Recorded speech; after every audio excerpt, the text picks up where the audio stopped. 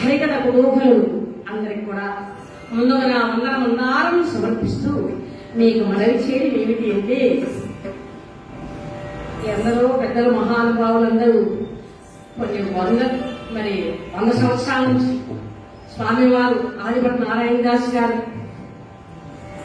ఈ జయంతి ఏమిటయ్యా అంటే వజ్రోత్సవాలు 161 జయంతి సందర్భాన్ని పురస్కరించుకొని ఈ ఒక చిన్న అవకాశం నాకు కూడా ఇచ్చేశారు. 10 ఏళ్ల తరబడి కూడా మా పద్మనాభ శర్మ భాగవతులు మహానుభావులు జ్ఞాపకం ఉంచుకొని 1 సంవత్సరం వదిలేసి మళ్ళీ ఆ సంవత్సరం తప్పకుండా పిలిపిస్తున్నారు. అదేవిధంగా వచ్చి నాకేదో శక్తి పడని మా గురువు గారు చెప్పింది మీకు అప్పచెబుతున్నారు. పెద్దలారా, ఎంతో మంది పెద్దలు ఇక్కడ కథాగానం చేశారు, 100 మంది. మరి నేను వారికంటే వయసులో చిన్నదాన్ని, విద్యలో చిన్నదాన్ని. ఏమైనా తప్పులుంటే క్షమిస్తారని, ఎందుకంటే సమయం కూడా చాలా ఎక్కువైపోయింది. ఉపోద్ఘాతం ఏం లేకుండా కథలోకి రమ్మని ముందే హరిగారు చెప్పారు. తప్పకుండా అలాగే చేద్దాం. అదేవిధంగా ఇంకా కథలోకి వెళ్ళిపోదాం. మనం ఆదిభట్ నారాయణ దాస్ గారి శిష్య ప్రశిష్య వారందరూ కూడా కలిసి ఈ సదవకాశాన్ని కలిగజేసి మరి దీనికి మూల స్తంభంగా పద్మనాభ శర్మ గారు, వారి కుటుంబ సభ్యులు, అదేవిధంగా నేతి లక్ష్మీనారాయణ భాగవతులు, మహానుభావులు, మహనీయులు, చాలా హరికథ కేసరి, అలాంటి వారి వంశ పారంపర్యంగా వస్తూ వారి మనములైనటువంటి కృష్ణయ్య గారు పెద్దలు పూజలు ఇక్కడే కదండి, హైదరాబాద్ లో కూడా కథాగానం చేస్తున్న మరి ప్రతి హరిదాసు కూడా గౌరవించేవారు, ద్రవ్య సహాయం చేస్తున్నారు. అలాంటి వారికి, వారి కుటుంబానికి ఆ పరమేశ్వరుడు, అదేవిధంగా పద్మనాభ వారి కుటుంబానికి కూడా మనందరినీ కూడా భగవంతుడు ఆయన ఆరోగ్య భోగభాగ్యం నుంచి సంరక్షిస్తారని చేస్తూ మీ అందరికీ ఇక కథాగానంలోకి వెళ్ళిపోతున్నాను. నాకు ఈ కథలు నేర్పించినటువంటి మదీ భూదేవుడు, సువర్ణ తగ్గ విధానితులు, సంగీత విద్వాంసులు, శ్రీకే లాలప్ప గారు, మదీ ప్రముఖులు, మా తండ్రి గారు, వారి పాదపద్యాలకు నమస్కారం చేస్తూ, అలాగే ప్రొద్దుటూరు రాష్ట్రంలో విద్వాంసులు 2 సంవత్సరాలు సంగీతం నేర్చుకున్నారు, వారి పాదాలకు నమస్కారం చేస్తూ, ముఖ్యంగా నా భర్త గారు 30 కథల వరకు నేర్పించారు. బ్రహ్మగారి చరిత్ర 11 రోజులు చెప్పగలుగుతారు పెద్దలారా. మరి ఈ ముగ్గురు గురుదేవులు కూడా సభాముఖంగా నమస్కారం చేస్తూ కథలోకి వస్తున్నాను. కథలో వాచా దోషమున్నా క్షమిస్తారని మనం చేస్తూ ఇక కథలోకి వెళ్ళిపోతున్నాను. ఇలాంటి కథ తులసీ జలంధ్ర కథ, వినగలుగుతున్న మనోకథ. ఇది ఆనంద సుధ పరివిస్ఫుటంగా రచించినటువంటి కథను మీకు మనం చేస్తున్నాను పెద్దలారా. తులసీ పుణ్య చరిత్రమో పలికదనా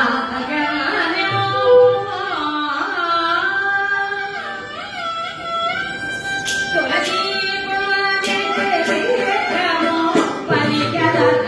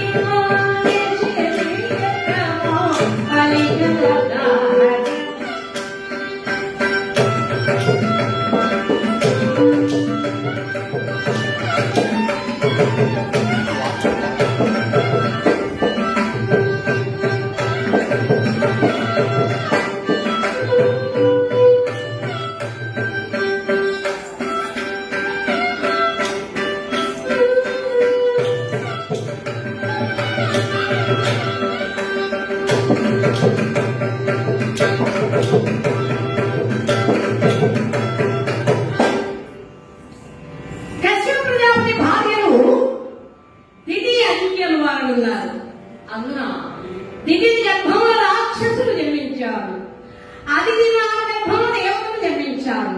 వాళ్ళ తండ్రి పిల్లల నుండి దేవతలు రాక్షసులు. అయితే వాళ్ళకి విరోధం ప్రారంభమైంది, ఆజన్మ విరోధం. ఈ విరోధం ఎందుకు, ఏ విధంగా ఎలా ప్రారంభమైందయ్యా అంటే, అమృతం కొరకు పాల సముద్రాన్ని మధించారు దేవతలు రాక్షసులు కలిసి. అది నుండి ఒక అమృతమే కాదు, ఆలాహలము అంటే కాలకృత విషము, ఐరావతము, కామధేను, కల్పవృక్షము, ధన్వంతరి, లక్ష్మీదేవి మొదలగునవి అందరినీ పుట్టాయి. అయితే అప్పుడు దేవతలు అన్యాయంగా స్వర్గాన్ని పాలిస్తున్నారు, అమృతాన్ని వాళ్ళు వశం చేసుకున్నారు.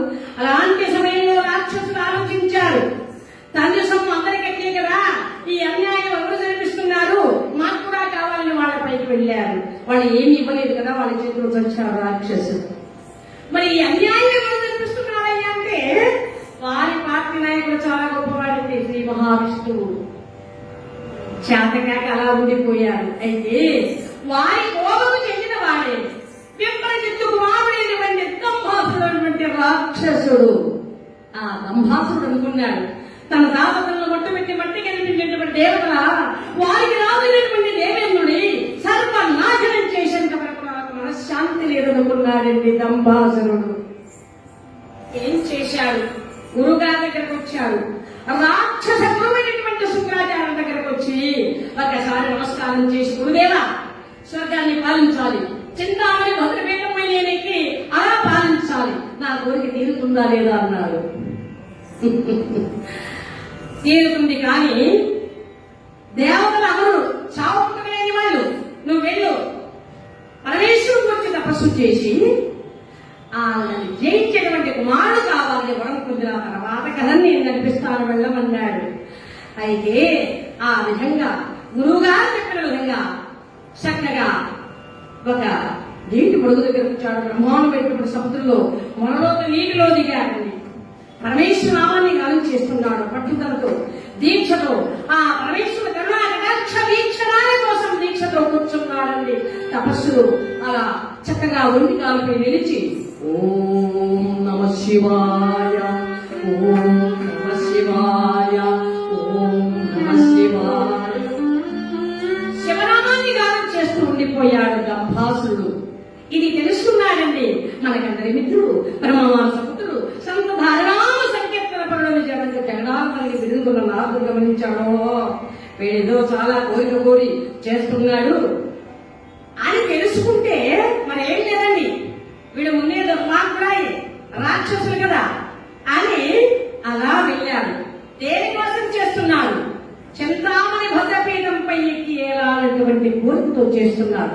ఈ వార్త వెంటనే అలా చెప్పాలనుకున్నాడు. ఎవరికండి? దేవేంద్రుడు. ఎందుకు? ఫస్ట్ నుంచి కూడా, మొదటి నుంచి కూడా దేవతలుండే రాక్షసులు గెట్టదు, రాక్షసులుండే దేవతలు గెట్టదు. వీరిద్దరికి కోట్లాడు పెడితే సరిపోతుందనుకున్నాడండి నారదుడు. వెంటనే బయలుదేరాడు, అమరావతికి వచ్చాడు. దేవేంద్రుడు అంకవజ్రాదిగులను పూజించి వచ్చిన కారణం ఏమిటంటే చెప్పండి అన్నాడు. మరి ఏం లేదయ్యా, నీకు దుర్వార్త ఇచ్చారు, శుభవార్త కాదన్నాడు. ఏమిటా దుర్వార్త? చింతామణి భద్రపీఠం నుంచి నిన్ను కిందికి దించి ఈ స్వర్గాన్ని పాలించాలన్నటువంటి కోరికతో దంభాసురుడు రాక్షసుడు తపస్సు చేస్తున్నాడు. ఇక నీ ఇష్టం ఏం చేస్తావు? ఎవరికైనా పదవులపై పెదవులపై ఆశ లేని వాళ్ళు ఎవరండి? పదవి పోతుందని కనుక నిన్ను విరిగి మీద పట్టుకులేకపోయింది కనుక దేవేంద్రుడు ఏం చెయ్యాలన్నాడు. మరి ఏం లేదు, వెళ్ళు, అవతల వాడు తలకాయ తీసేసి నీ కుర్చీ నీకు దొబ్బుతుందన్నాడు. అలా నుంచి వస్తుందండి. అలా ఎప్పుడైతే చెప్పాడు, వజ్రాయుధం తీసుకున్నాడు దేవేంద్రుడు. ఎక్కడ దంభాసుడు ఎక్కడ? బయలుదేరి వెళ్ళాడు. అయితే దంభాసుడు ఉన్న ప్రాంతానికి మాత్రం వెళ్ళలేదండి. ఈయన మరొక ప్రాంతం వెళ్ళాడు, హిమగిరి ప్రాంతం వెళ్ళాడు. ఆ హిమగిరి ప్రాంతంలో నియమనిష్టాదర్శి పరమేశ్వరుడు కోసం ఆ సుధాముడి వంటి గంధర్వుడు శివభక్తుడు తపస్సు చేస్తున్నాడండి. ఈతడే దంభాసుడు అనుకున్నాడు. వజ్రాయుధం తీసుకున్నాడు.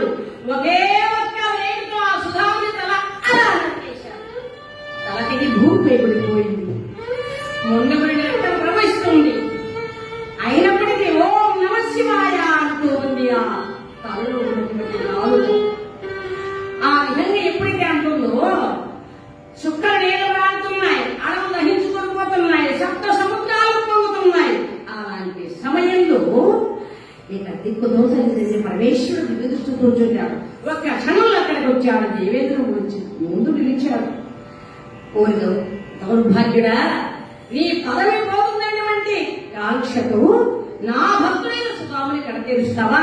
అయిపోయావు నీవంటూ ఒక్కసారి పరమేశ్వరుడు తన మూడవ కంటిని అలా తెరిచాడండి. మూడవ కంటి తెరిచి ఎంతో కోపం వస్తేనే ఆయన మూడవ కళ్ళు తెరుస్తాడు.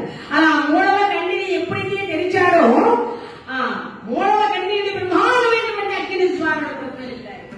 దేవేంద్రుడు వెంటబడ్డాయి. దేవేంద్రుడు పరిగెత్తి వెళ్ళిపోయాడు బ్రహ్మదేవుడి దగ్గరికి. పరమేశ్వరుల జరిగింది మేమేం చేయలేమన్నారు. సరే, విష్ణుమూర్తి దగ్గరికి వెళ్ళాడు. ఆయన కూడా అలాగే అన్నాడు. అప్పుడు దేవతలందరూ కూడా కలిసి ఆ పరమేశ్వరుడు వేడుకున్నారట. ఎలాగా? ఈశ్వర, శంకర, దేవదేవ, పరమేశ్వర శివ, దేవదేవ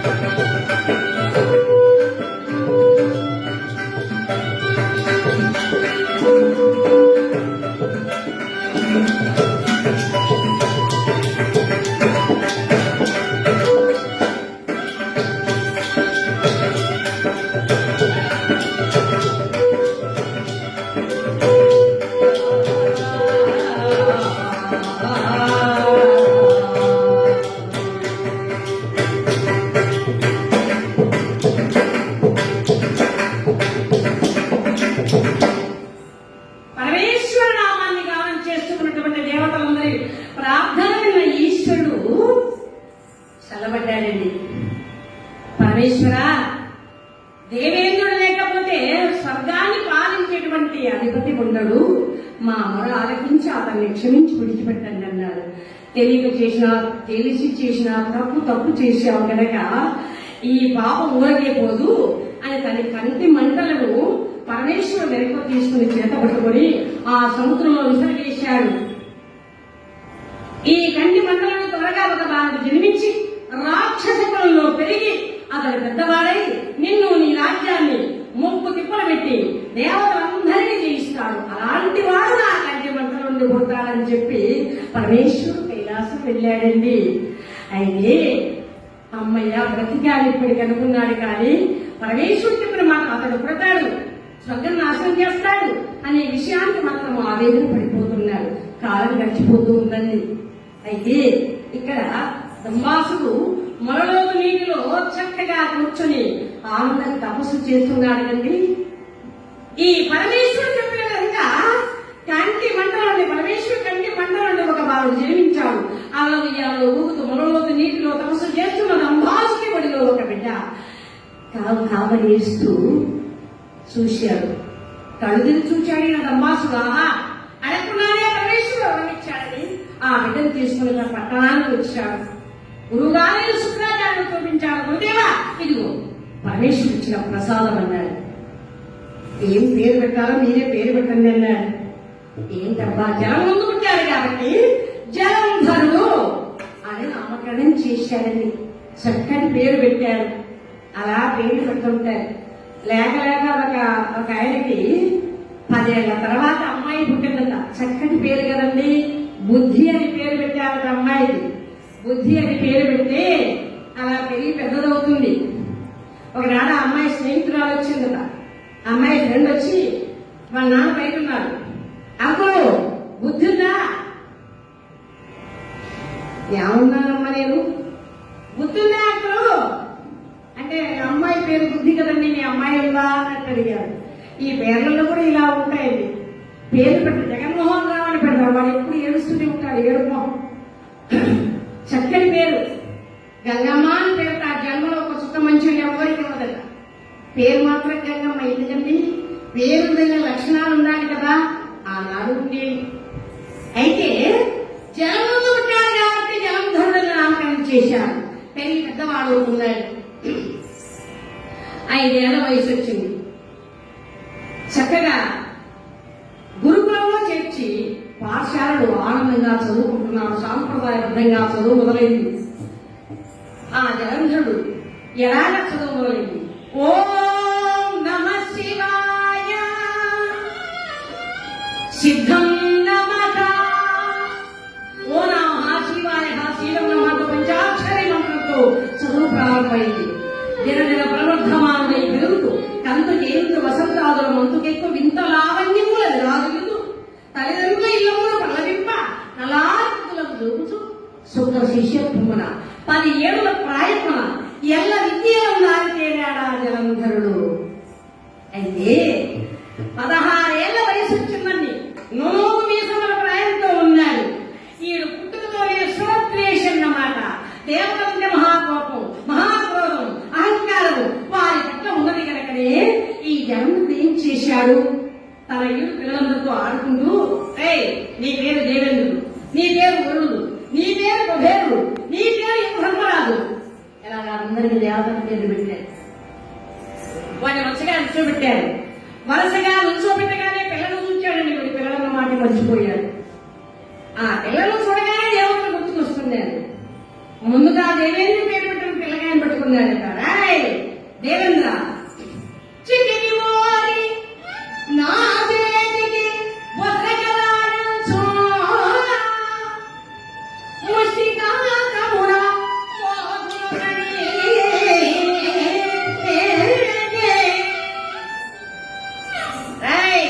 దేవేంద్ర చిటికి నా చేతికి వదులుతావు, ఇంకెక్కడ పోతావు, నీకు దిక్కులో ఒకసారి పిలుచుకోరాడు. వాడి జుట్టు పట్టుకొని క్రిందికి వంచి బలంగా వీపుపై ఒకే ముద్దుకు వెంటనే కింద పడిపోయాడండి. వీడు అసలు వాడు చచ్చాడు ఉన్నాడు తెలియదు. పక్కన ఉన్నవాడు అనుకున్నాడు. నాకు కూడా ఈగ చేపడుతున్నట్టు ఉన్నాడు. 60 మైళ్ళ స్పీడ్లో రన్నింగ్ మొదలు పెట్టాడు. వాడు పరిగెత్తున్నాడు. ఇలా ఇక యమధర్మరాజు పేరు ఉన్నాడు పెట్టుకుంటాడు. తపసి ఎదిగోరి దొంగరాయచో తలపడి కన్నుడకన్నునకలి. యమధర్మరాజు పేరు ఉన్నవాడిని పట్టుకుని రాయ్ చిక్క కిటిక నాకే దొరికావు. నీవు సురపక్షవాదివి, పాపాత్మల పుణ్యాత్మ విభజించి వారికి శిక్ష విధించిన వారు వినా నిన్ను బతకనివంటూ ముఖంపై ఒకే ఒక తన్ను తన్నాడండి. కళ్ళు రేగ పళ్ళులాగా జలజలా రాగిపోయారు వాడికి. ఈ విధంగా దేవత పిల్లలందరినీ కూడా దేవతలుకొని వాళ్ళు బాధపడుతున్నారు. వాడు ఏడుస్తున్నారు, బాధపడుతున్నారు. ఈయన ఆనందపడుతూ ఉన్నాడు. ఈ విధంగా మాధవ యామ వరుణ కుబేర సగింపగా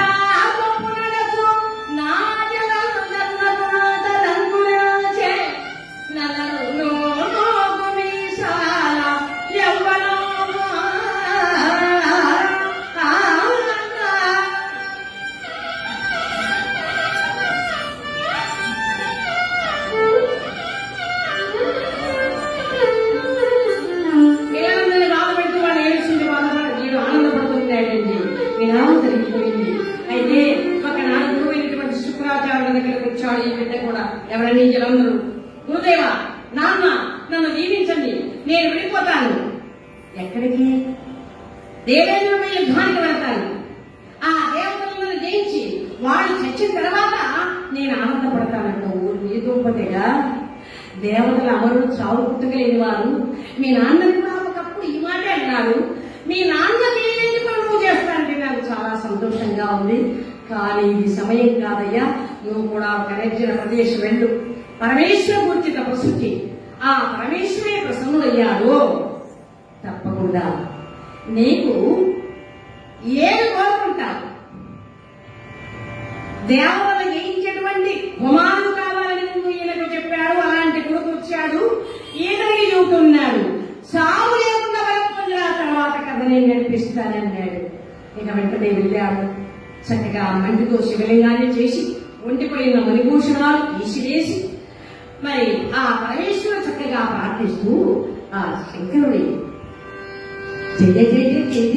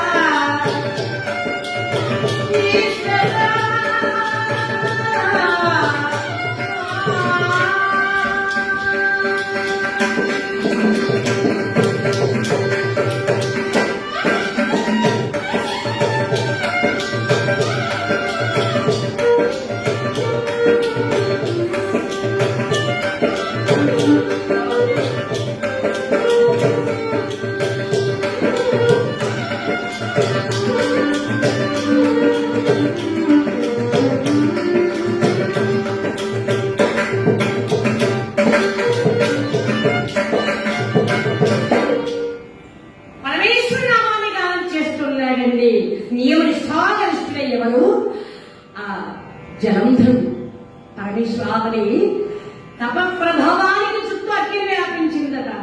అడవులు దహించలేకపోతున్నాయి, శబ్ద సముద్రాలు పొంగుతున్నాయి, చుక్కలు నీలవ్రాలుతున్నాయి. ఈ విధంగా జరిగేటప్పటికల్లా పరమేశ్వరుడు చూచాడు, ఆహా నా కోసం ఇంతగా పరితపిస్తున్నాడు అని కైలాసం నుండి కదలి వచ్చాడు. పరమేశ్వరుడు ఆ జలంధరునితో అలా ప్రత్యక్షమయ్యాడండి. చూచాడు జలంధరుడు, పరమేశ్వర కదలి వచ్చావు, కరుణించావు, కటాక్షించావా, ఇక చాలు తండ్రి. గంగాధరంగరమణీయ గౌరీ నిరంతర విభూషిత నారాయణ ప్రియ మనంద వారాణసీ పురపతి భజ విశ్వనాథ వాచామలోచనమేయ గుణస్వరూపం వాగీచ విష్ణు సురసేవిత పాదపేతం స్వామేన విగ్రహవన్యగణప్రవత వారాణసీ పురపతి భజ విశ్వనాథ. శంకర కైలాసవాస కరుణించావు, కదలించావు, కటాక్షించావు, ఇక చాలు తండ్రి. నా జన్మ ధన్యమైపోయిందని ఆ పరమేశ్వరుడు చూడగానే కోటి జన్మల పుణ్యఫల విధులుగా శుభమోషంతైపోయిందండి. ఆ జలంధరుడికి చాలా సంబరపడ్డాడు, సంతోషపడ్డాడు. అది కాదు నాయనా, నువ్వేమి కోరి నన్ను పిలిచావన్నాడు. స్వామి నేను కోరుకున్నటువంటి వరమిస్తావా అన్నాడు. తప్పకుండా ఇస్తాను నాయన అన్నాడు. అలాగైతే స్వామి ఈ సృష్టిలో దేని చేత ఎవరి చేత సాగులేని వరాన్ని ప్రసాదించండి స్వామి అన్నాడు జలంధరుడు పరమేశ్వరుడు. అన్న మాట విన్నటువంటి పరమేశ్వరుడు అనుకున్నాడు, నాయన వీడు చాలా ఉన్నప్పుడు ఏ వరాలు లేకుండానే అందరినీ ముప్పు దిప్పులు పెడుతున్నాడు, ఇక చావులేని వరమిస్తే బ్రతకనిస్తాడా? 3 లోకాలు అల్లకల్లోలం చేస్తాడు. ఇప్పుడు ఏం చేయను, ఇవ్వకుండా వెళ్ళకూడదు, ఇస్తాను వరం అని ఒక శంఖాన్ని తీసి జలంధరుడు తలో పెట్టాడు. ఏమి స్వామి అన్నాడు, ఈ శంఖం నీ తలపై ఉన్నంత వరకు, నీ భార్య పాదవృక్షం నశించకుండా ఉన్నంత వరకు నీకు మృత్యువు లేదు. ఈ శంఖము తొలగిన, నీ భార్య పాదవృక్షం నశించిన నీకు తప్పకుండా మృత్యు వస్తుందన్నాడు. అన్న మాట విన్నటువంటి జలంధరుడు అంటున్నాడా, నా తరువాత శంఖం వరకు తీయడమా అసంభవం. ఇక భార్య పాదవృక్షమంటారా? ఆడవాళ్ళు తన్ను తాను కాకాడుకోవడంలో అగ్రగణ్యులు. స్వామి ఇక వస్తానండి. ఒక నమస్కారం చేశాడు, బయలుదేరాడు. తండ్రి దగ్గరకు వచ్చాడు, గురుగారి దగ్గర వచ్చాడు. గురుదేవా, నాన్న అవక్రమ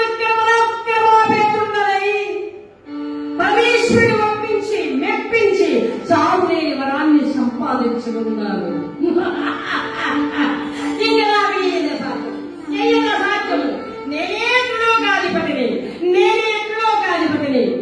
గురుదేవా ఇంకా ఆశీర్వదించండి, నాన్న నన్ను దీవించండి అన్నారు. ఏంటి నాయన అన్నాడు. దేవతలకు యుద్ధానికి వెళతాను, వారిని సర్వనాశనం చేస్తాను. ఆ చంద్రావళి భద్రపీఠంపై ఎక్కి నేను ఏడతాను, స్వర్గాన్ని పాలిస్తానన్నాడు. అన్న మాట విన్నటువంటి తండ్రి అన్నాడు కదా, నాయన ఒక చిన్న కోరిక అయ్యా అన్నాడు. ఏమిటా అన్నా అన్నాడు. నా మనసులో ఉన్న కోరిక తీరుస్తావా అన్నాడు. తప్పకుండా నాన్న, తండ్రి కోరిక తీర్చని తనయుడు బ్రతికెందుకు నాన్న అన్నాడు. ఏమిటి నాయన అన్నాడు. మరి లేదు, పెంచిటి పెద్ద చేసి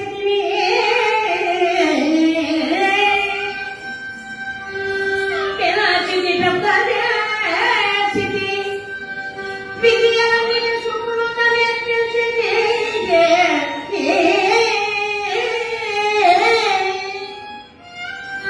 సాగులేని వరమంతయ వరించితివి, అంబికేశుని పిలిచియు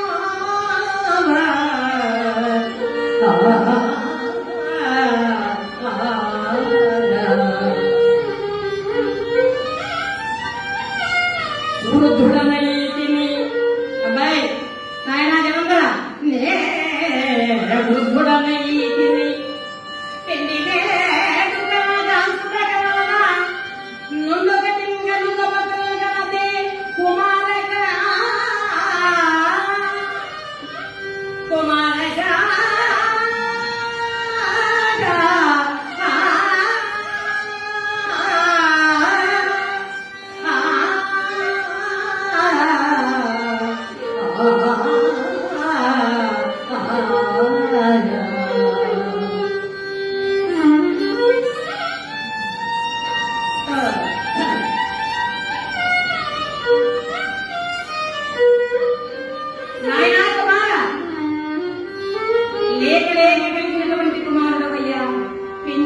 పెద్ద చేశాను, సర్వ విద్య నేర్చుకున్నావు శుక్రాచార్యుని వద్దన. అవంకర వెక్కర పరాక్రమో మీకుండవయ్యి చావులేని వరాన్ని సంపాదించుకుని వచ్చావు. చాలా సంతోషమునైనా. కానీ నా మనసులో ఉన్న కోరిక ఏమిటంటే, ఒకగానొక కొడుకు కదా, నీకు తొందరగా పెళ్లి చేసి పిల్ల పాపలతో హాయిగా ఇంకో తిరుగుతూ ఉంటే చూడాలి నా మనసులో కోరిక ఉన్నదయ్యా, ఏమంటావన్నాడు. అన్న మాట విన్న జన్మలకి నిన్ను మిలిగి మీద పట్టంతో అయిపోయింది. నాన్న పెళ్లి చేస్తాడు. పెళ్లి చేసుకుని ఇంట్లో సంసారం చేసేదానికైనా పరమేశ్వరుని మెప్పించి వరాన్ని సంపాదించుకున్నది. పెళ్లి చేసుకుని పిల్లల కలిగి ఇంట్లో ఉండేదానికైనా పరమేశ్వరుని మెప్పించి వరాన్ని సంపాదించుకున్నది. నాన్న నాకు పెళ్లి వద్దు నాన్న, నాన్న పెళ్లి వద్దు నాన్న, నాకు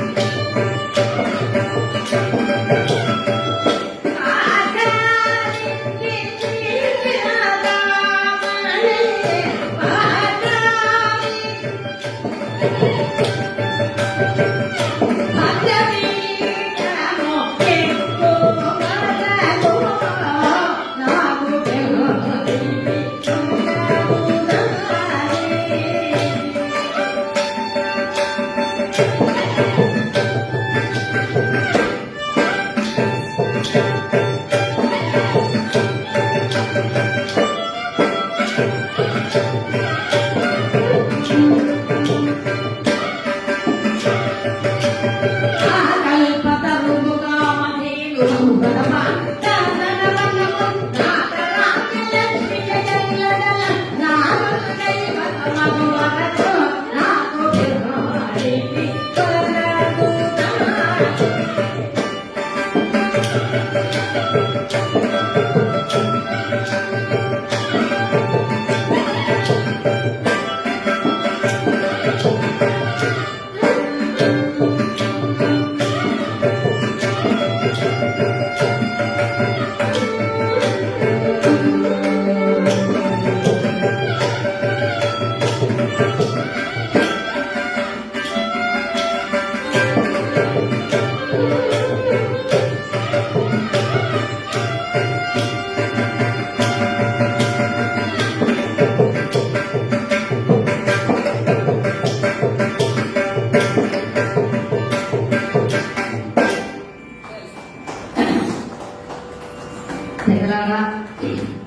ఎందుకంటే కళాకారులు, కళాహృదయులు, కళాపోషకులు మరి సభల గురించి వర్ణించాలంటే నాకు మాటలు చాలవు, నా వయసు చాలదు.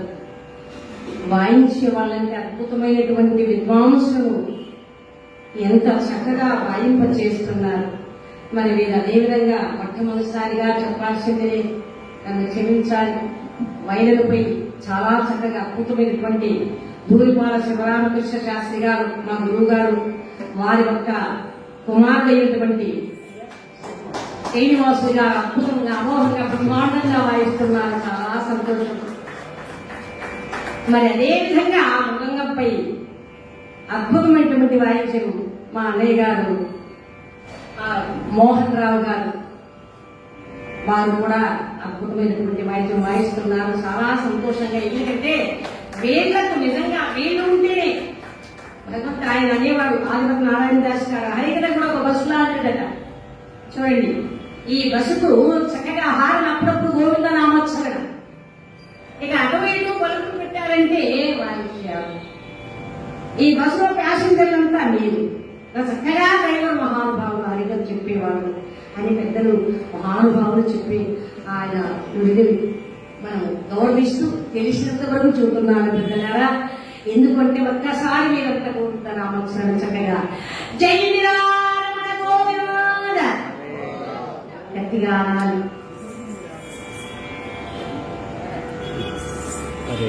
కళాహృదయులు, కళాపోషకుల, కళను గౌరవించేటువంటి మహానుభావులు సుధాకర్ గారు అద్భుతమైనటువంటి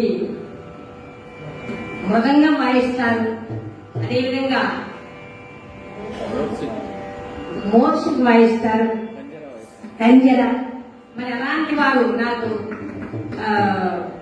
అక్కడ వాయించారు. ఇది తిరుత్తని కదండి, తిరువూరు.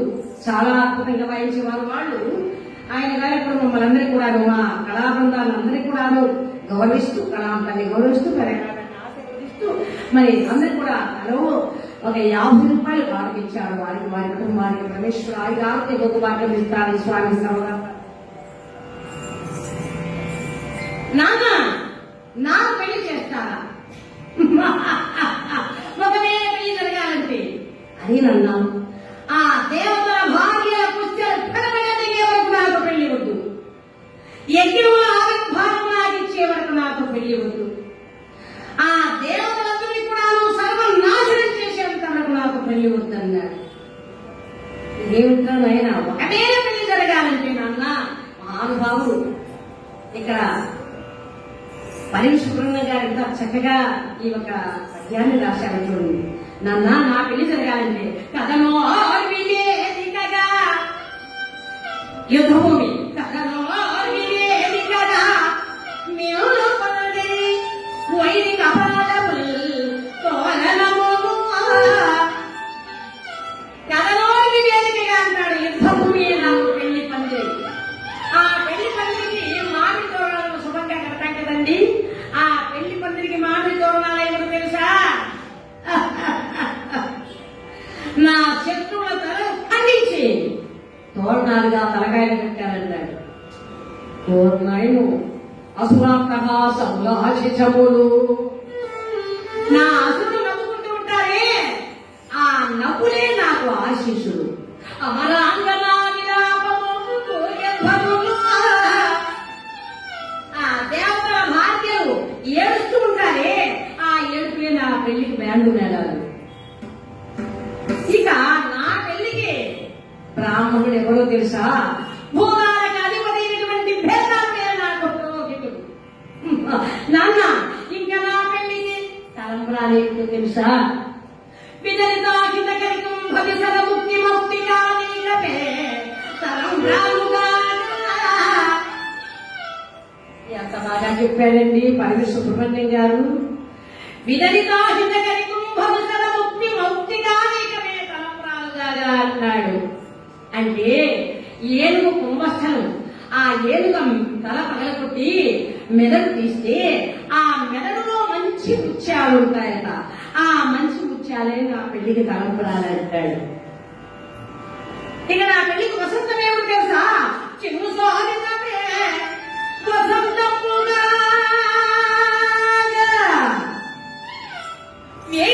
లక్ష్మీ మధుమయ పెళ్లి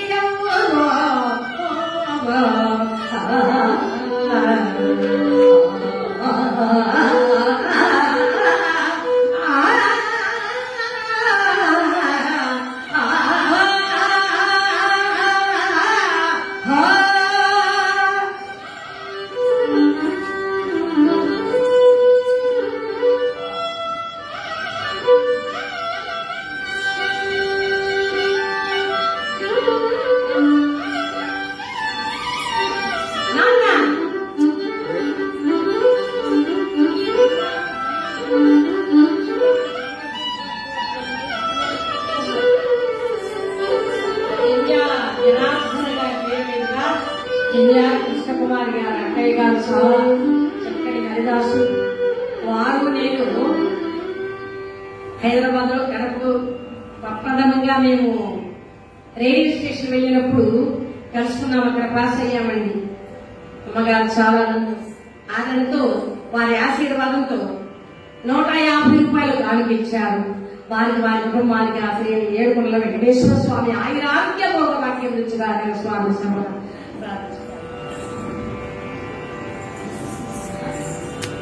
ఇలాగా. ఇక వసంతం ఏమిటయ్యా అంటే వసంతము నా శత్రువులు ఖండించాక ఆ రక్తం పై ఉముకుతుంది. ఆ రక్తమే నా పెళ్లికి వసంతం అంటారు. ఇక నాకు పెళ్లి కూతురేమో తెలుసా? అలాగా నేను జయించి విజయలక్ష్మిని చేపట్టిన రోజే అదే నాకు భార్యగా గమనిస్తాడన్నాడు. అన్న మాట విన్నటువంటి శుక్రాచార్యుడు అనుకున్నాడు, నాయన శుభం పలకరా పెళ్లి కొడుకు అంటే. ఒక ఆయన అన్నాడు, పెళ్లి కూతురు కూడా ఎక్కడ తెచ్చిందండి అన్నాడు. నీ రూపతిగా ఇదేమిటా అనుకుని ఇక ఎంతో లాభం లేదనుకున్నాడు. దగ్గరకు వచ్చారు. ఎవరిని? శుక్రాచార్యుడు, రాక్షస గురువు శుక్రాచార్యుడు దగ్గరకు వచ్చి, ఆయన నా మాట విను, మీ నాన్న మాట నా మాట, నా మాట ఆయన మాట, నువ్వు తప్పకుండా పెళ్లి చేసుకోవాలి. ముందు నాయన చెబుతున్నాడు గురువు గారు, నా మాట విను. నీ కాబోయే పెళ్ళాన్ని కూడా ఎవరు తెలుసా? నీ కాబోయే భార్య ఎవరు? తాటకి సుందర కుమారుడు మారీచుడు. మారీచుడు కొడుకు కాలనేవి, కాలనేవి కూతురు బృందాదేవి. అపురూప సౌందర్య రాసి ఆ ముదుగును పెళ్లి చేసుకున్నావంటే ఆ అమ్మాయి చాలా నీ ఇల్లు పక్షుల ద్వారంగా ఆనందంగా నిత్య కళ్యాణంగా ఉంటుంది నాయన. చక్కదనాల చుక్క ఆమె కొమ్మ కాదు, బంగారు బొమ్మ. ఇంటి కాదు, రతనాల తొంటి. ఏ ఇంటికి లేదు ఆమె కాంతి, కాంచన కాంతి. నా మాట విన్నాయినా అంటే ఇది నా ఆజ్ఞ అన్నాడు గురుదేవుడు కూడా. శుక్రాచార్యుల మాట కాదలేకపోయాడు, సరైన ఒప్పుకున్నాడు. కాలేజీకి కబడ్డాడండి. ఇక్కడ ఉన్నటువంటి దంభాసుడు జలంధరుడి తండ్రి కాలనీ వెంటనే అమ్మాయిని వెంట పెట్టుకుని, బృందాదేవిటువంటి అమ్మాయిని వెంట పెట్టుకుని తన కూతుర్ని జలంధరి పట్టణానికి వచ్చారు. అమ్మాయిని చూడగానే పెళ్లికి రెడీ అయిపోయాడు మన జలంధరుడు. చక్కగా ఆనందంగా ఒక సుముహూర్తములు చించి ఆకాశమంతా పందిరి వేసి భూదేవంత అలుగు వేసి చక్కగా ఆనందంగా బ్రహ్మాండంగా పెళ్లి కుమార్తెగా అమ్మాయిని శృంగారించారు. పెళ్లి కుమారుడుగా అబ్బాయిని కూడా జలంధరుడు చేశారు. చక్కగా ఆ పెళ్లి వేదికలో వేదమంత్రాలు బ్రాహ్మణులు చదువుతూ ఉండగా ఆమె మెడలో తాలి కొట్టు కట్టి తలంబ్రాలు పోసుకున్నారు, భార్యాభర్తలు పిలుచుకున్నారు. అటు తర్వాత ఇలాంటి ముత్తైదులు ఉన్నారే, ఒక పూలమాల ఇచ్చారంటే అమ్మాయి చేతికి, బృంద చేతికి, నీ భర్త మెడలో వేయమ్మా అని. ఆమె సిగ్గుతో తల ఉంచుకుని భర్తను సమీపిస్తూ పూలమాల తీసుకుని ఆ భర్త మెడలో వేయబోయి తల ఉంచుకున్నది కదండి సిగ్గుతో.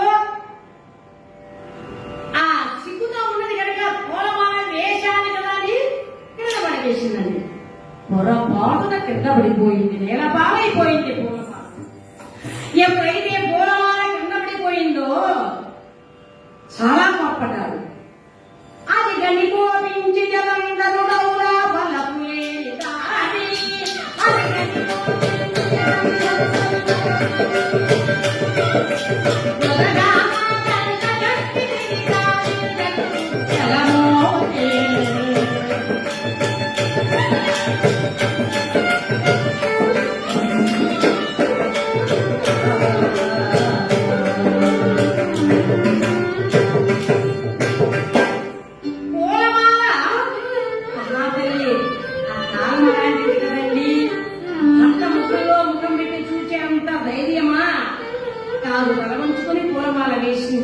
ఆ పూలమాల వేయగానే పొరపాటున కింద పడిపోయింది పూలమాల.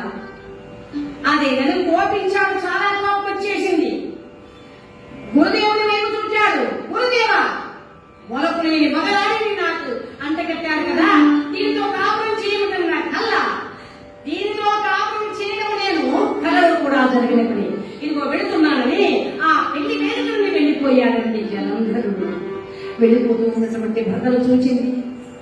నాన్న, గురుదేవా, పెద్దలారా, ఏమిటి నా కర్మ, పొరపాటున కింద మన వేశానే కాని పూలమాల నేను ఆయన వైపు చూడకుండా వేశాను, అంతేకాదు అంత మాత్రమే ఇంత పెద్ద శిక్ష విధించి వెళ్ళిపోతున్నారే. చెప్పండి గురుదేవా, నాన్న, మామయ్య, మీరైనా నా కాపురాన్ని నిలబెట్టండి గురుదేవా అని కాళ్ళ వేళ్లపడి ఆ బృందాదేవి దుఃఖపడుతూ ఉంది. అట్లాంటి సమయంలో జలంధరుడి దగ్గరకు వెళ్ళాడండి. జలంధరుడు ఉన్న మందిరంలోకి వెళ్ళాడు మన గురువు గారు. శుక్రాచార్యుడు వెళ్ళాడు. నాయనా జలంధర అన్నాడు. గురుదేవా, ఆ వలకు లేని మగరాడితో నేను కాపురం చేయను, చేతులు దుక్కులు సానిలాగా వచ్చింది, అలాంటి దాంతో నేను కాపురం చేయను చేయలేదు అన్నాడు. అయ్యో, అంత మాట వెళ్ళగా, ఏదో పొరపాటు చిన్నపిల్ల కదా, పూలమాల కింద పడేసి అంత మాత్రమే ఈ విధంగా మాట్లాడతావా, చాలా తప్పుచున్నాయి అన్నాడు.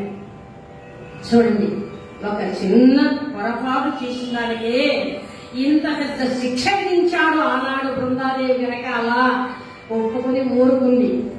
ఇప్పుడైతేనా ఏమన్నా మిస్టర్, మా నాన్నగారు ఇచ్చిన 10 లక్షలు ఆ 20 తులాల బంగారం మనకిచ్చి నీ తాలూకు నీకు ఇచ్చేస్తాను, అలా లేదా కోర్టుకు వెళ్ళవలసి వస్తుంది. మర్యాదగా ఇచ్చారా లేదా బెదిరించి మరీ వెళ్ళిపోతారు. సాంప్రదాయబద్ధంగా ఆనాడు ఆ తల్లి కనుక ఉండిపోయింది. సరే, ఈ విధంగా ఎప్పుడైతే బాధపడిందో ఆయన దగ్గరకు వెళ్ళాడు. నాయన, నువ్వు తప్పకుండా కాపురం చేయాల్సిందన్నాడు. గురుదేవా, అది జరగని పని అన్నాడు. అది కాపురైనా నువ్వు చేయాలి అన్నాడు. ఎందుకంటే ఇది నా ఆజ్ఞ. 1 సంవత్సర కాలం నా అమ్మాయితో కాపురం చేయి.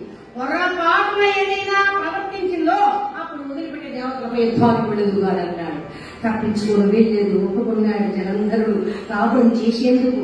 అయితే ఆనాటి నుండి కూడా ఆ జలంధరుడి కాపురము, బృందాదేవి కాపురం ఎలా సాగుతుందో చూడండి, ఏ విధంగా సాగుతుంది. ఏమండి, సగయనేనాడు పండగములే కొండనీడు వడినవి వడ్డీ ఉపదేడు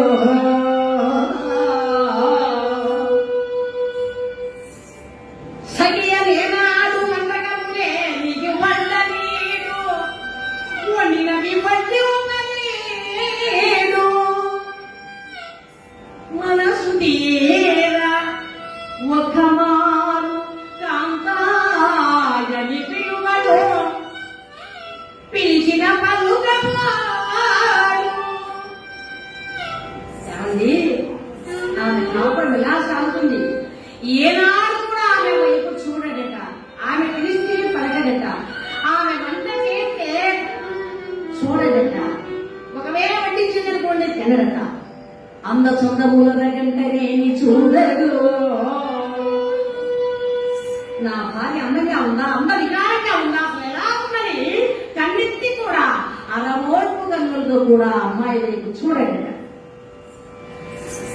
అయితే స్నానార్థమై ఉష్ణజలనేని ఆ గోడనేడు తోడిన స్నానానికి వేడి నీళ్లు తోడి పెడుతుందట. అక్కడ నా భర్త స్నానం చేస్తాడు రండి స్వామి అంటే అలా బాత్రూంలోకి వెళతాడా, నీళ్లు చూస్తాడు. పాపిస్తుందానా, నువ్వు తోడిన నీళ్లు నేను పోసుకుంటానా, నువ్వు కాచిన నీళ్లు నేను పోసుకుంటానా, నాకు అక్కర్లేదంటూ ఆ వేడి నీళ్లు కున్నపోసేసి అక్కడ ఉన్న చల్లనీళ్లతో స్నానం చేసి వెళ్ళిపోతాడట. ప్రసవమాల నాటకు దపటులచే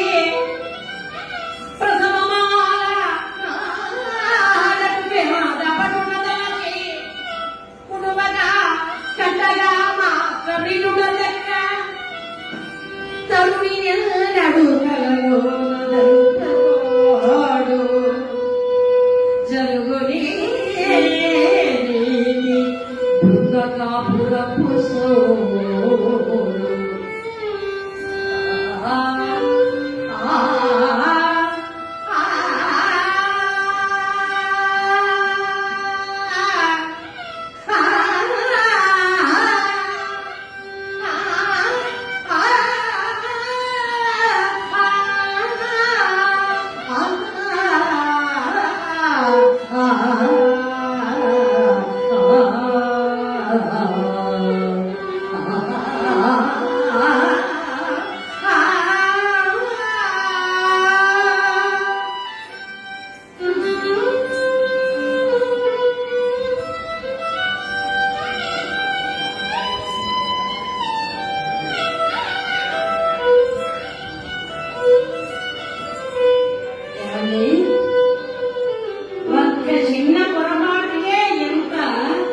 శిక్ష వేశాడు ఆ అమ్మాయికి. అయితే ఏమనుకోవాలి, కాపరి విధంగా చేస్తున్నాడు. అలాంటి సమయంలో ఆ మహాతల్లి అనుకున్నది, ఎందుకు ఇలా చేస్తున్నాడు నా భర్త, అయినా అందంగా నేను నా వైపు చూడలేదే, నేను వెళతానని భర్తను తన వైపుకు తిప్పుకునేటువంటి ప్రయత్నంలో మహాసాధ్వి మహాపతివ్రతామ తల్లి బంగారు రంగు మేనితో చందమామ మోముతో రతీదేవి స్వయగముతో హంస నడకతో భర్త ఉన్నటువంటి మందిరంలో ప్రవేశించింది. భర్తగారు కనుక్కుని ఉన్నాడు. ఆ జలంధరుడి దగ్గరకు వచ్చి అలా అంటుంది, స్వామి ప్రాణేశ్వర భువనైకమో కదా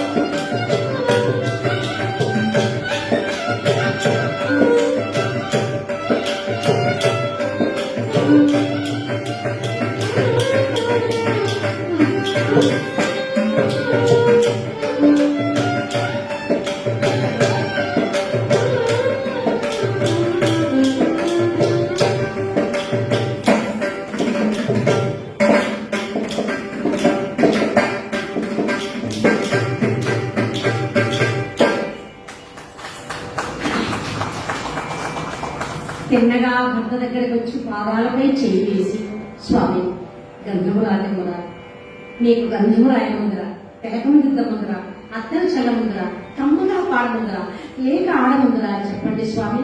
మీ సేవలో మా జీవితాన్ని సార్థకం చేసుకోవాలని వచ్చారు స్వామి, చెప్పండి. ఆయన పాదాలపై చేయి వేసిందండి మహాతల్లి బృందాదేవి.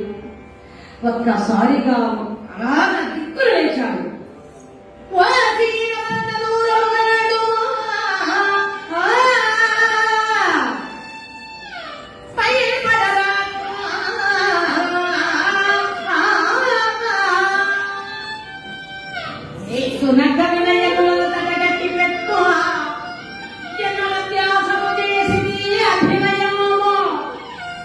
ఈ వదలేని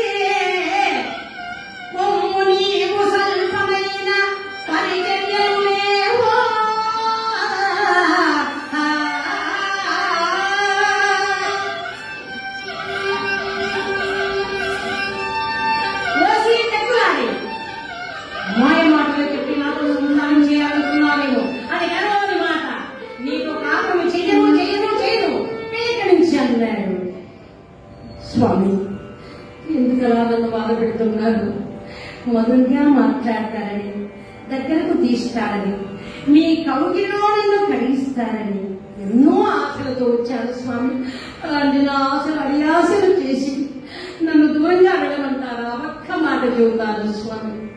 అందంగా లేనా, అందవికారంగా ఉన్నానా అని అనాలి అడిగాను. నువ్వు అందంగా ఉన్నావు కానీ నీకు పొగరు ఎక్కువ, గర్వం ఎక్కువ, అహంకారం ఎక్కువ, నువ్వు దూరంగా వెళ్ళిపో అన్నాను. అది కాదు స్వామి, మరొక్క మాట చెబుతాను వినండి. ఏమిటి అన్నారు స్వామి?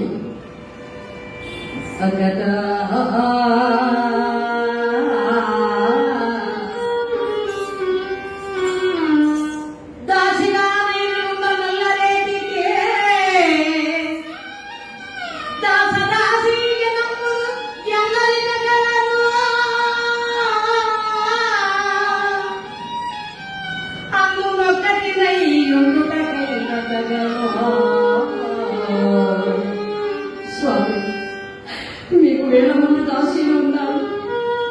ఆ దాసీలో నన్ను ఒక్క దాసీగా ఇక్కడ ఉండనివ్వండి స్వామి. నన్ను ఒక్క దాసీగా ఉండనివ్వండి. మీ భార్యగా ఉండనివ్వండి. అర్హత లేకపోయినా దాసిగా ఉంటాను స్వామి. కొనుకొనిము కౌగిలింపగా గూడకున్నా, కొనుకొనిము కౌగిలింపగా గూడకున్నా, పాలు పెట్టుదకైన స్వామి.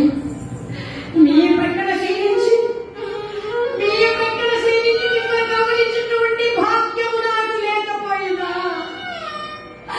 మీరు పడవలు లేచి వెళ్ళిపోయిన తర్వాత పాలు పెట్టే భాగ్యాన్ని నాకు ప్రసాదించండి స్వామి.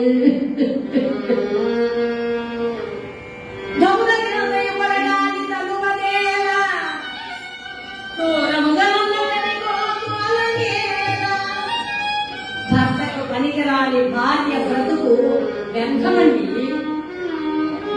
అందుకే మీకు దూరంగా నేను వెళ్ళను. మీ పాదసేవ దగ్గర అంటే నేను పాదసేవ చేసుకుంటూ ఉంటాను. అలాగైతే నేను బ్రతకనివ్వండి. అదే కాదు, మరొక్క మాట చెబుతున్నాను. మీ చేతిలో ఉన్నటువంటి ఆ గిడ్డంతో ఒకే ఒక్క వేలుతో నా తలనరికేసి దౌడకింత యువరగా తనువదేనా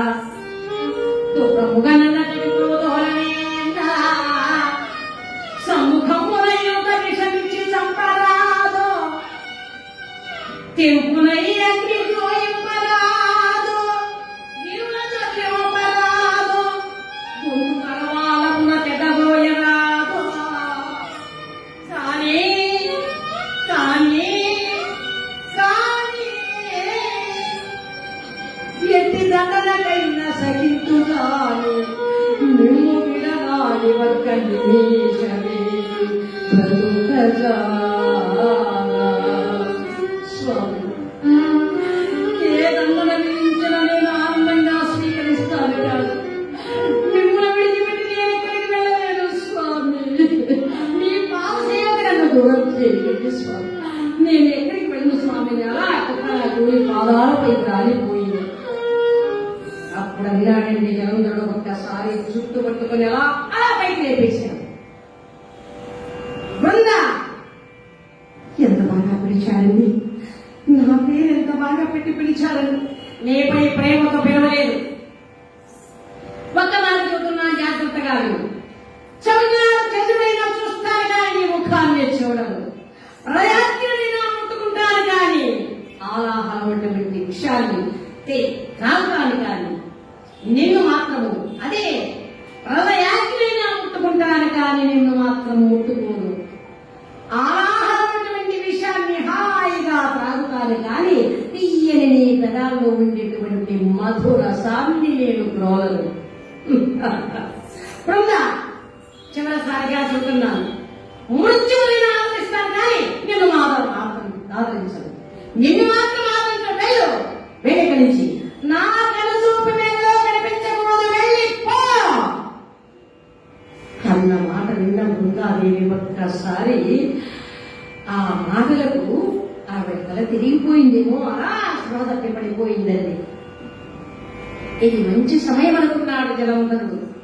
ఇది లేకపోతే దేవతల యుద్ధానికి వెళతాను, ఆ దేవతల పీచ మడుస్తాను. దీని మూలాన ఒక సంవత్సరము వాళ్ళపై యుద్ధానికి వెళ్ళటం ఆగిపోయింది కనుక ఇది మంచి సమయం రాయ్ ఎవరక్కడ ఒక సేవకుని పిలిచాడండి. వచ్చేశారు. ఈ అమ్మాయికి రథంపై ఉండబెట్టారు. తీసుకెళ్ళిపోండి, జాగ్రత్తమైనటువంటి సుందరమైన ప్రదేశంలో అందమైన భవనం కట్టించాను, అక్కడ దీన్ని వదిలిపెట్టదండి అన్నారు. ఎంత వ్యక్తండి.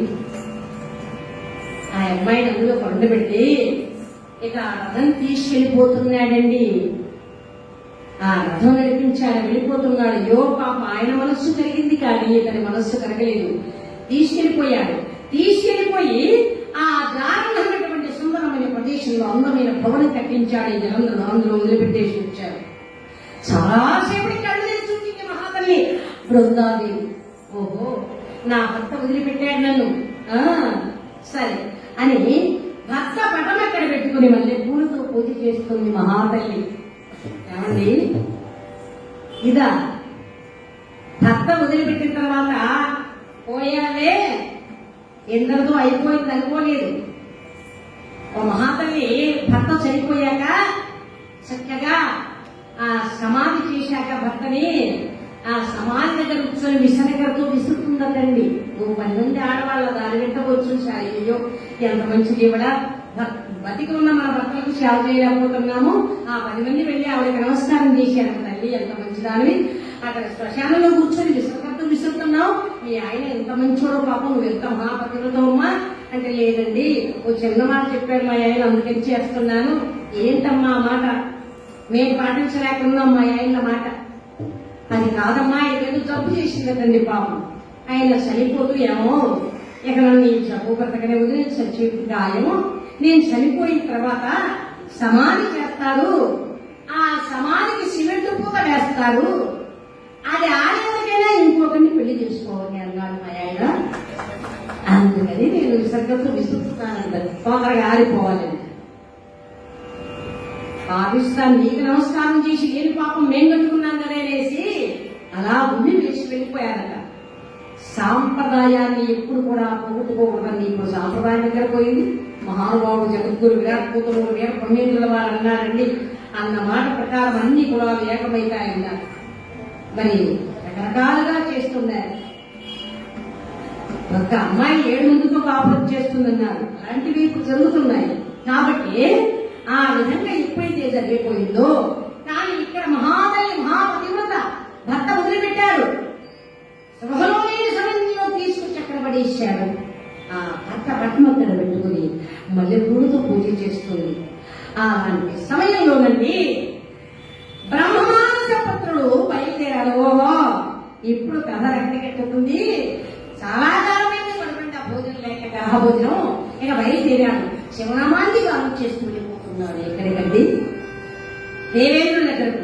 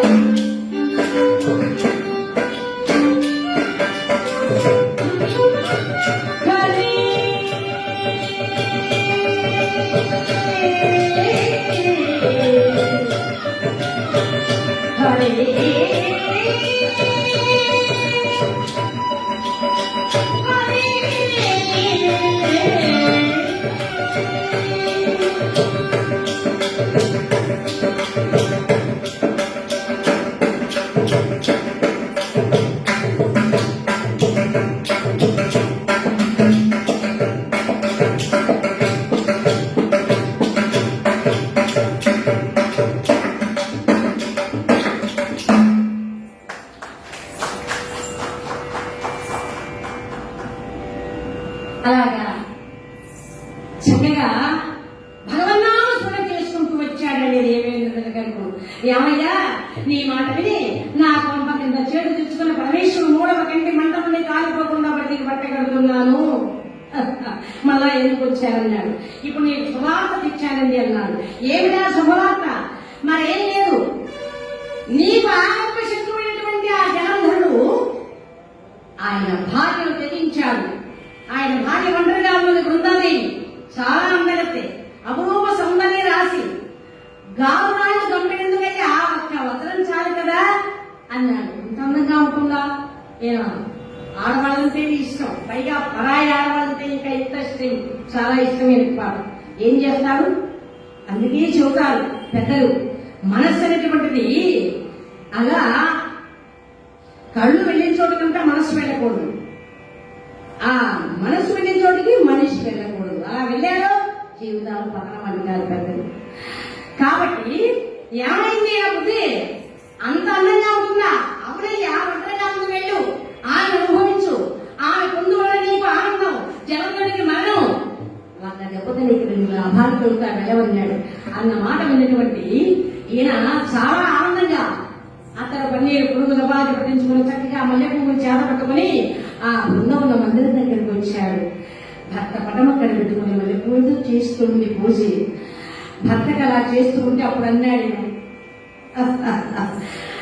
బృంద వల్లక పిలిచిన మొగనికి మల్లెలతో పూజయా, పల్లకి నుంతురేకుండా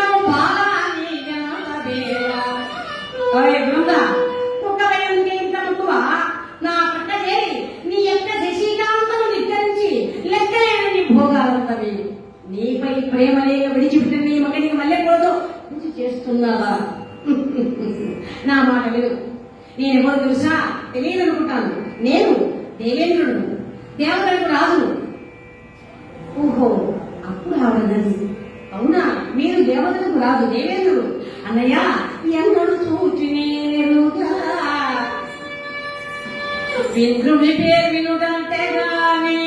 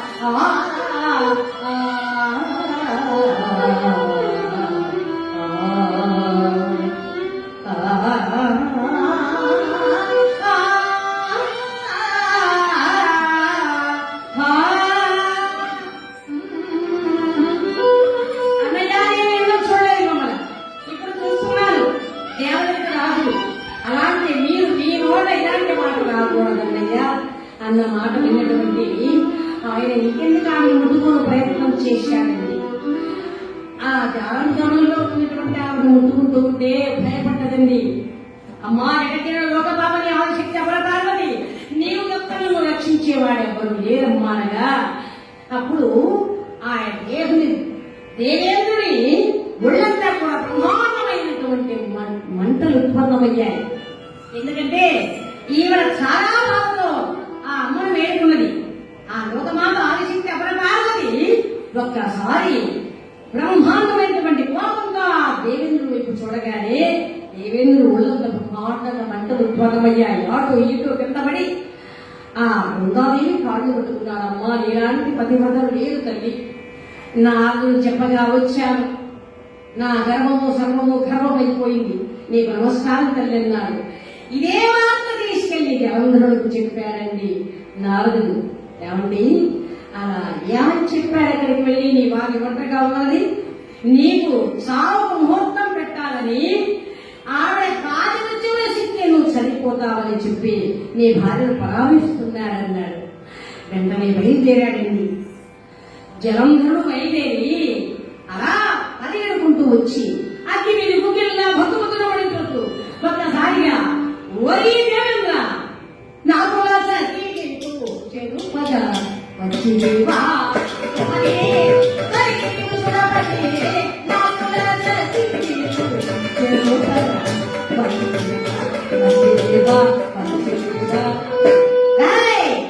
నేను నీలాగా చేయను.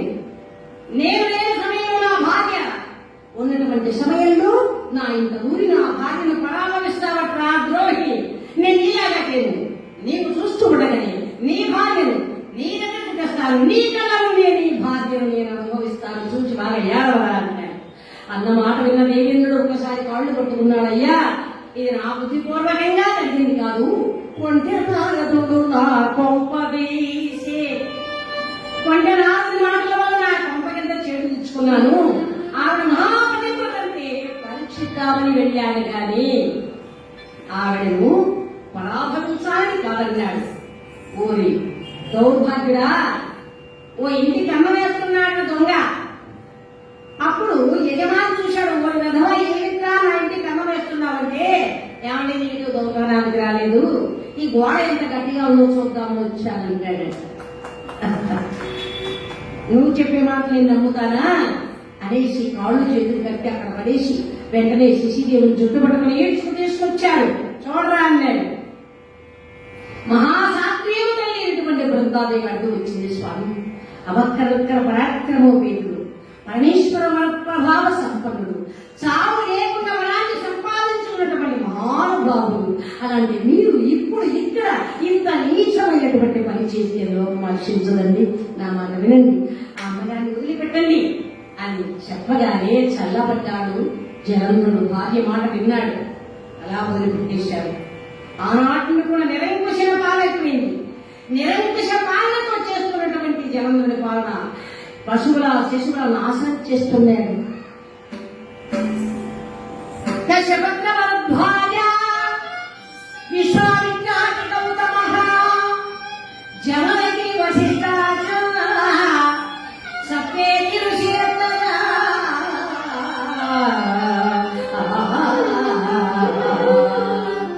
దశముడు వరద్వాజుడు విశ్వామిత్రుడు గౌతముడు ఇలాగా మొదటి వారందరూ కూడా అడుగుతున్నారు. గాడికి గుణములు కట్టుకున్నాడట. గుణములు కాబట్టి వారి పొడవైన గడ్డాలు చేతబెట్టుకుని ఈయన ఆ రథాన్ని లాగిస్తున్నాడండి జలంధరుడు. నిరంకుశ పాలన కదండి అంటే రథం తీసుకెళ్ళిపోతున్నారు, వెళుతూ ఉంది. అట్లాంటి సమయంలో వచ్చాడండి నాలుగు ఎదురయ్యాడు. నయన వీరికి ఇంకా చావుకు ముహూర్తం పెట్టాలి, పార్వతిపై నీకు మరొక నేర్పిస్తాను, పరమేశ్వరుడి చేతులు పెట్టి చావాలనుకున్నాడు. వెంటనే దగ్గర వచ్చాడు. నాయన జలంధరుడు అన్నాడు, నాదా చూచారా నా బాహుబలాత్రవ సంపద, చూచారా సకల సౌభాగ్యములకు ఆలవాలమైన అమరావతి నా హస్తగతమైంది, స్వర్గాన్ని పాలిస్తున్నాను, నేను రోగాధిపతి, నేనే రోగాధిపతి అంటాను. అన్ని బాగున్నాయి కానయ్యా, నీ ప్రకటన ఒక అందాల సుందరి ఉంటే బాగుండేది. ఆ సుందరి కూడా ఎవరో తెలుసా? పరమేశ్వరి అర్ధాంగినటువంటి పార్వతి అమ్మవారా, చాలా అందరికీ వెళ్ళమన్నాడు. అంత అందంగా ఉంటుందా? ఏనాడు చూడలేదు. వెళ్ళవయ్యా అన్నాడు. మెదడు మొదలు పెట్టాడు, మైమర్పించాడు, హత్తికించాడు. వెంటనే బయలుదేరాడు మనవాడు జలంధరుడు.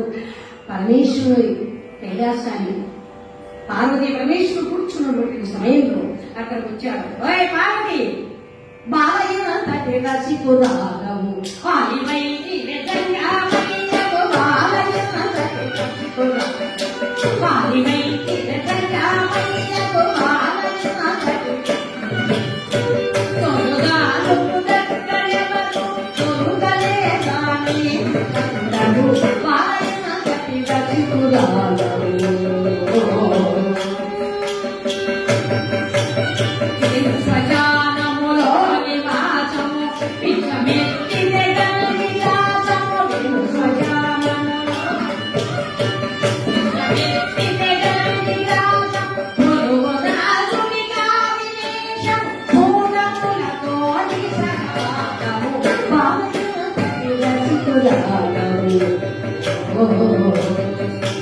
ఇంకో మాట, ఓయ్ పార్వతి, కనుక నిండుగా నింపు కనుని అడుగా పూసిగను మంచి కనుక నిండుగా రాజు నింపు కనుని అడుగా పూసిగను మనసెట్టుల నీకు తెలోచి మగతనములే నిసత్యాది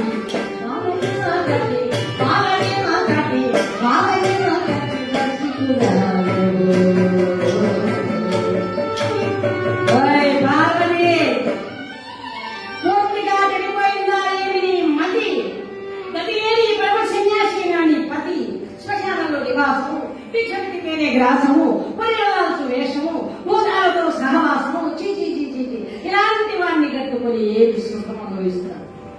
రమ్ము నన్ను చేపము స్వర్గ సుఖములెన్నో లేదు ముల్లోకములో మమ్మీ ఎదిరించగా రమ్ము అట్టి వారిని కోరుతుంటే నీతో సుఖము చేయకును అది పిచ్చిగా వాగుతున్నాడు జలంధరుడు. ఆ పిచ్చి వాగుతున్న పాదతమ్మన్నది కదా. ఒరే నాయన ఎంతటి పాపకార్యమునకు నీవు తెగిన చితి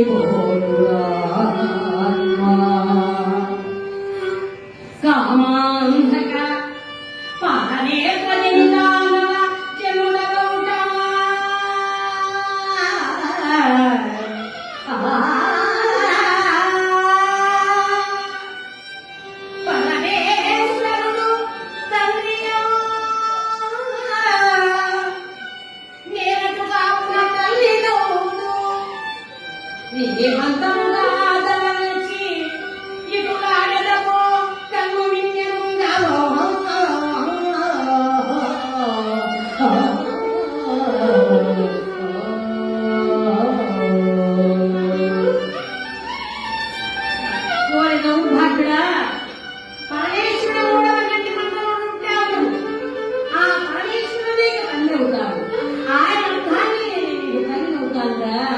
తల్లినే కామించుకు వస్తున్నావు దౌర్భాగ్యుడా. భోగాలు దాపించింది కనుక పార్వతి ఎంత చక్కగా చెప్పావు. ఇష్టం లేనప్పుడు ఆడవాళ్ళు కావాలి అన్నయ్య ఇలా అంటుంటారు. అయినా అన్ని వరుసలు తెలుసు. ఎరువులు నమ్మి జనకుడైన భూమి కుమారులేదు. పార్వతి ఒకటే నువ్వు తల్లిదే అనుకున్నావు. పరమేశ్వరుడు కూడా కంటి మండలం ఉంటాడు కాబట్టి ఆయన నాకు తండ్రి. ఆ విధంగా నువ్వే తండ్రివి అనుకున్నావు. కానీ తండ్రి ఏనుకున్న భూమి కుమారుడు ఏనుకుంటున్నాడు కదా, అదే మన వసరమ్మన్నాడు. శివశివానికి చెవులు మూసుకుంది అమ్మగారు. దుర్గను ముట్టుకునేందుకు ముందుకు వచ్చాడు. అప్పుడు పరమేశ్వరుడు అక్కడి నుంచి పార్వతీ పరమేశ్వరుడు కూడా అక్కడి నుంచి అంతర్ధానమై అలా ఒక్కసారిగా బయలుదేరి శ్రీమన్నారాయణుడి దగ్గరకు సమీపించారు. దగ్గరకు వస్తున్నటువంటి ఆ ఒక్కసారి బుద్ధితో పరమేశ్వరుడి నుంచి పార్వతీ అమ్మవారు ప్రత్యక్షం కాకుండా వెళ్లిపోయారో ఇక మూర్ఛిని కింద పడిపోయాడండి. జనందరూ మూర్ఛనుని నేర్చింది తన భార్య బృంద. అక్కడే ఆమె పాదవిత్య మహత్యంతో అలా చేసి ఆయన తీసుకెళ్లిపోయింది. శ్రీమన్నారాయణ దగ్గరకు వచ్చారు. ఓం నారాయణ ఆది నారాయణ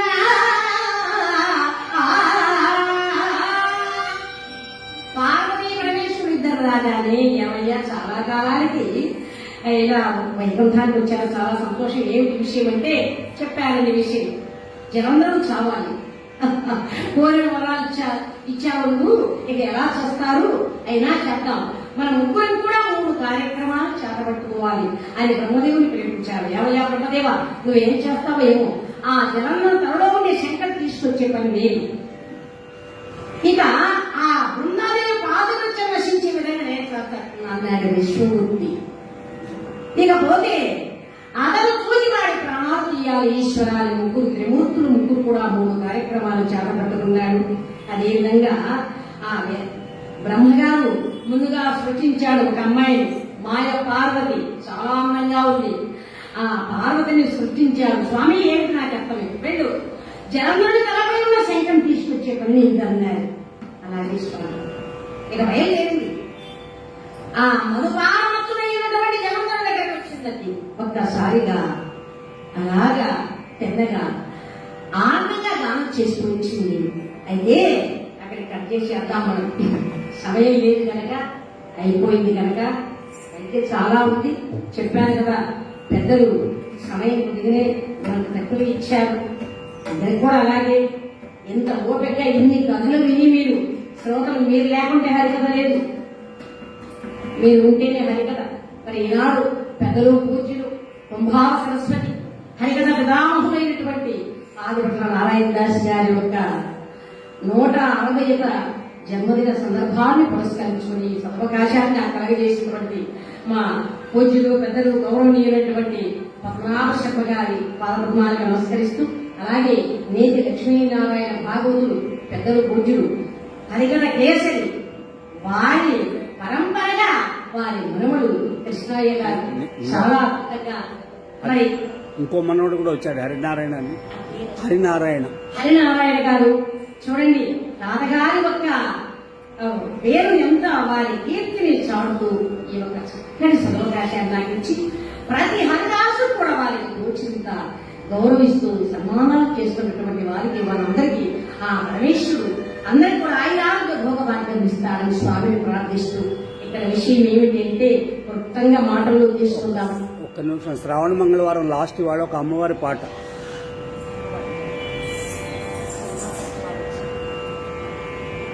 వస్తే పాడండి, లేకపోతే వదిలేద్దాం. ఏదైనా పర్వాలేదు, అమ్మ మంగళవారం ఆఖరి కదా ఇవాళ. అలాగా జలంధ్రుడిలో ఉన్న శంఖం తీసుకురావాలి. అక్కడికి వచ్చేసింది మాయ పార్వతి. జలంధర ఉన్నది, అదే గొంతు, అదే మాట. చూడగానే పార్వతి నిన్ను అంత వెటు చేసి వెళ్ళిపోయావని నేను వచ్చావంటే నమ్మమంటావు, నువ్వు నిజంగా పార్వతి లేదా? అదేమిటండి, ఆ యశోదనంతా ఎలా వెళ్ళి చక్కగా ఆడుకుందాం రండి, మన పిల్లలమా? అది కాదండి, ప్రేమ సమాజంలో మిమ్మల్ని ఉంచేస్తాను రండి అండి. అలా చక్కగా వెళ్ళి కూర్చున్నారు.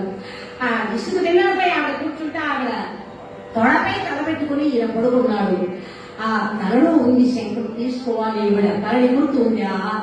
ఈ చక్కని ప్రశాంతమైనటువంటి వాతావరణం చాలా ఆనందంగా ఉంది. నీ ఒళ్ళో తలబెట్టుకుని నిద్రపోతున్నారంటే నిమురుతూ ఆ తలలో ఉండే శంఖం తీసుకున్నది మాయా పార్వతి. శాంభరి విద్యా ప్రభావంతో ఆయన అక్కడ పడుకోబెట్టి వెంటనే వెళ్ళిపోయింది. అదేమిటి దేవి, ఇంతసేపు నీ ఒడి ఎచ్చగా ఉంది, ఇప్పుడు చల్లగా ఉంది, ఈశ్వరుడు పడుకొని చచ్చాడు. ఈశ్వరు చల్లగానే ఉంటుంది కదా, కళ్ళు తెరిచుంచాడు. పార్వతి అంటూ బయలుదేరాడు. పార్వతి కనిపించాలి. ఇక్కడ ఈ విధంగా ఎప్పుడైతే శంకర్ పోయిందో, శ్రీ మహావిష్ణువు చక్కగా జలంధరుడు రూపంలో తయారయ్యాడండి. జలంధరులాగా తయారై ఆ బృందం ఉన్న మందిరం దగ్గర వచ్చాడు. అలా వచ్చి దేవి బృంద అన్నాడు, నా భర్తగారు వచ్చాడు, ఎంతటికైనా నాపై దయ కలిగిందండి స్వామి. వచ్చారా రండి, ఎంత కాళ్ళు కలిగి తలపై తీసుకొని చిన్నగా ఇంటికి తీసుకెళ్ళింది. అలా కూర్చోబెట్టగా దేవి ఇంకా జరిగిపోయేవని చెడ్డ రోజులను భావించమంటూ, జరిగిన దానికై పరితపించకుమాచు కాంతము బిగియార కౌగిలిన ఇంకా నేను పిడికి పెట్టాను, ఇది నీకు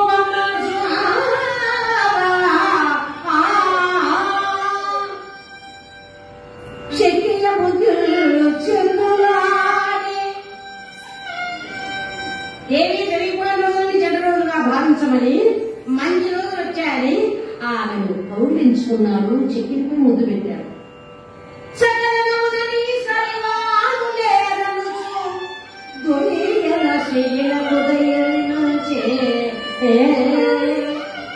ఎంత అందరాన్ని దగ్గర ఉంచుకొని అనుభవించలేని అవివేకి నేను ఆమె ఎత్తుకుని ఆ సిహిని తీసుకువెళ్ళిపోయాడట. గదిలోకి తీసుకెళ్లి కూర్చోబెట్టాడు. ఆ కూర్చోబెట్టి మానిని నా పట్ట మహిళించు మగువతో కూడి మదన సామ్రాజ్యమే కలస గడివేశముల సామి కన్ను ప్రాణి నాదిలో పదనామాల నల్లనయ్యా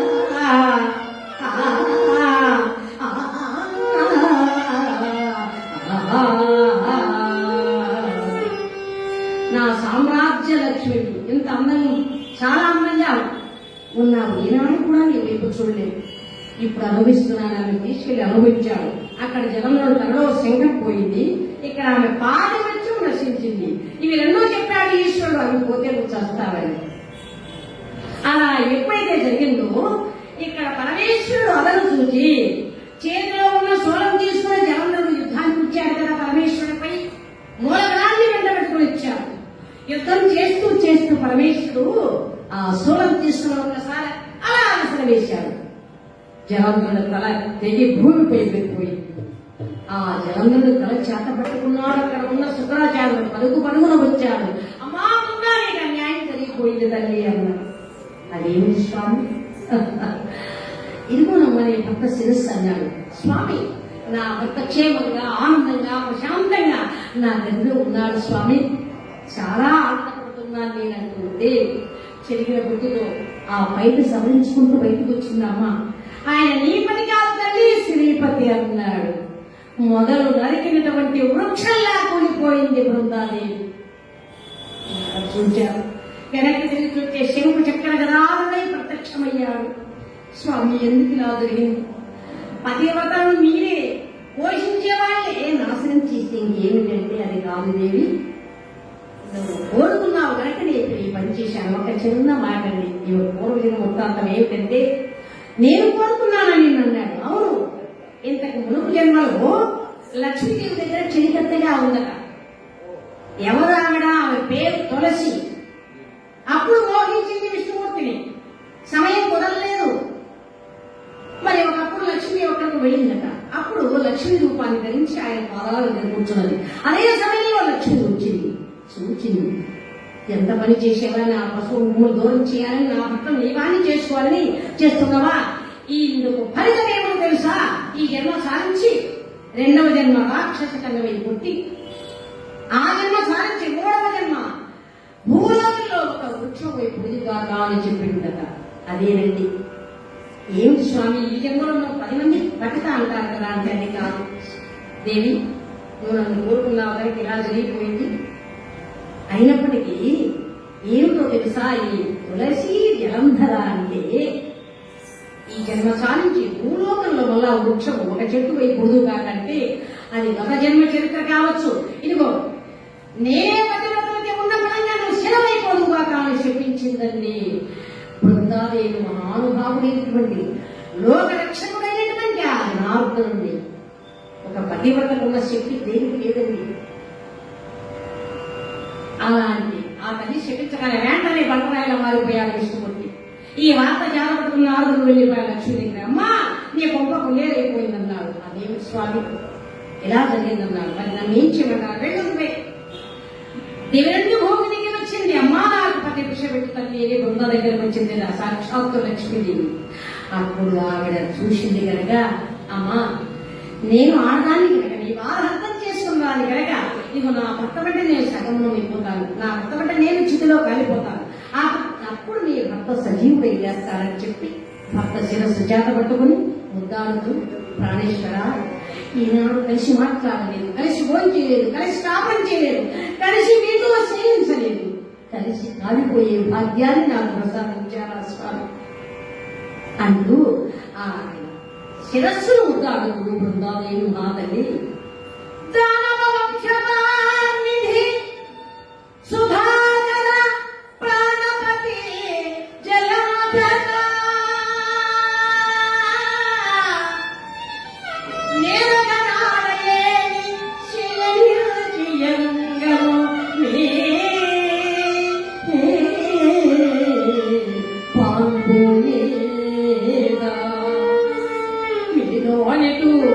మీలో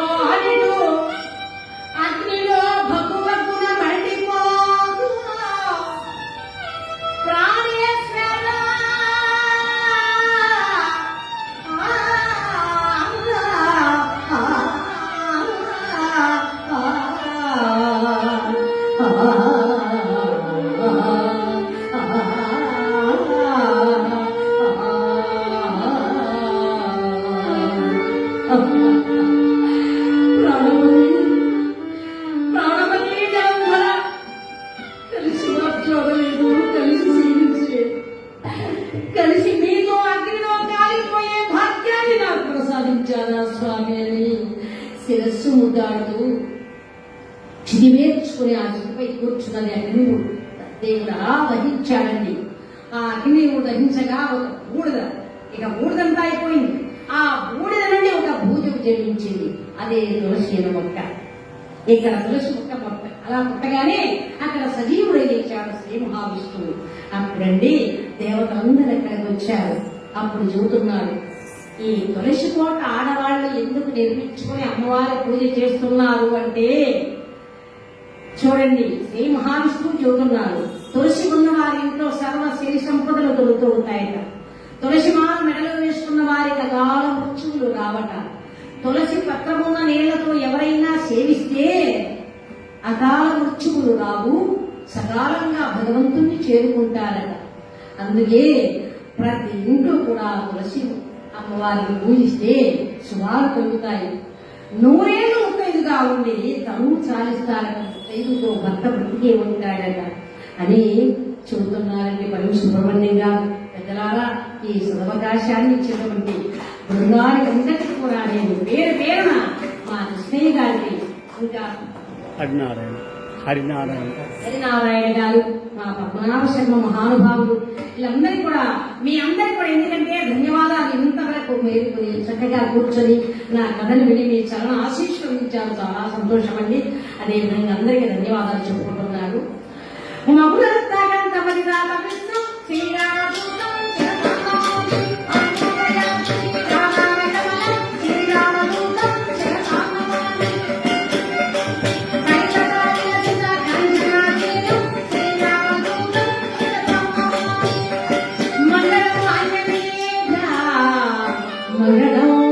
పరమేశ్వరి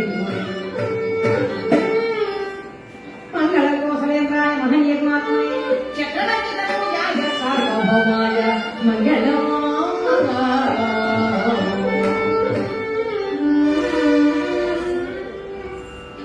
ఓ